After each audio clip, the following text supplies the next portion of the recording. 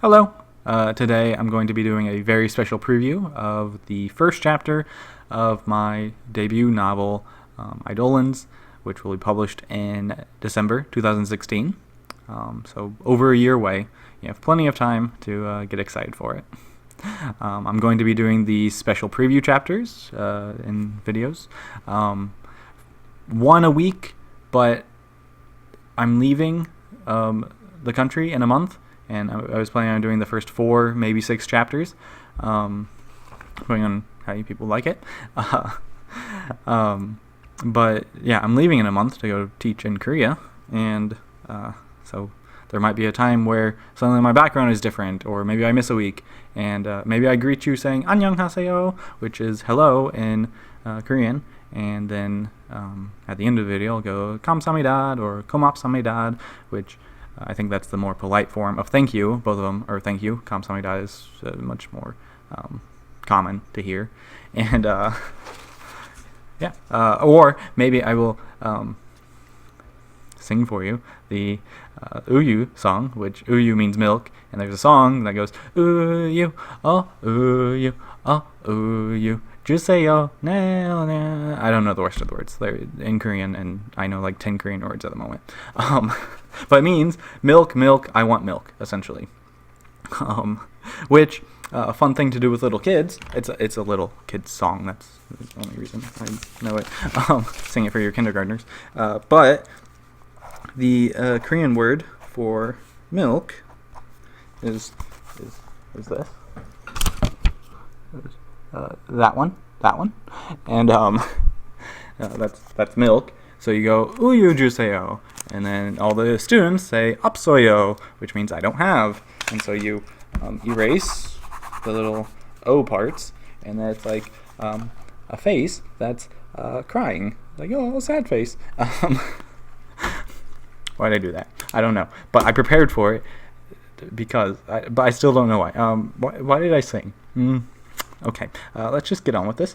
So yeah, this is chapter 1 of the novel. If you have followed me on Twitch and caught the stream last week on twitch.tv/can'twhistle, why am I hitting the table? Stop it. Then you might have heard the first 2 chapters already, but this is going to be a much better reading, I hope. So, chapter 1.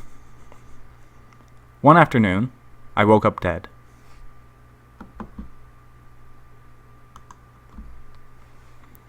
I blinked away the drowsiness and wiped at my eyes for any crusties. My back was to the sky, and I was looking at my body while floating. Then the Iowa crowd gathered like it was time to judge the fattest sow. Raised and named by little Mary Sue Ellen, soon to be chopped behind the curtain. But this was less gruesome. Smaller crowd. Today they were here to see the oozing gashes, my arm bone poking through the flesh, and the bump on my head. It was a nasty one. Even as a ghost I felt it. A fat man rushed to help. Apparently he had taken an hour course on CPR and was sure it could help. So he wheezed his bacon breath into my lungs, and that leaked into my ribcage through a hole the jagged bone had made. He pounded my chest, bouncing up and down, his back jiggling and energy fading. So he grabbed the nearest college girl by the bangles on her wrist and drafted her help, but she shrieked. She wasn't about to touch my corpse. Maybe if I had showered that morning, she would have.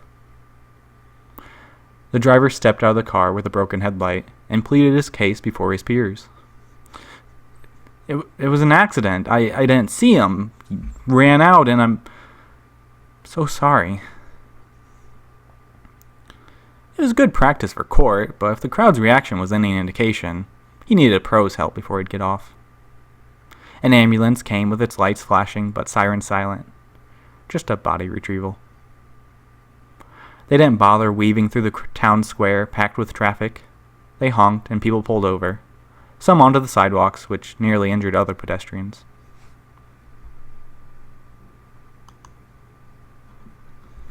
I floated higher and couldn't stop as people disappeared, then cars blended with the pavement, and only by the glare off their windshields could I pick them out. Buildings turned to little squares until I was lost in the clouds and hacking as though I thought they'd choke me, like smoke. My head smacked something and it hurt. I'd gripe that if that plane or chopper or spacecraft put a dent in my head, I'd put a dent in it.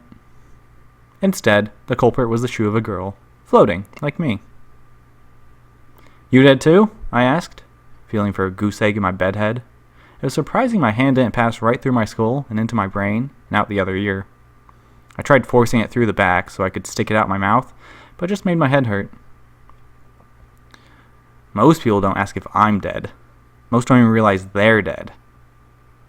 She was blonde, except the hair shined white in the sun. We were awfully high up. She looked like she belonged in art class, suggested by the green smock. I didn't know what a ghost needed glasses for either. I saw the blood. I saw the body. Guess a lot of folks aren't too bright. She pulled a book out of the pouch in her smock. She flipped to the middle without regard for which page. A pencil appeared in her hand, and she scribbled something. Makes sense now. You can't take anything seriously, so you're an English major. Everyone knows you'll either teach or be a secretary, but no one will admit that last one. Paid $100K to type 100 words per minute? Seems worth it, I said. I suppose nothing bothers you. Never has. I floated toward a seagull. Then why'd you save that boy?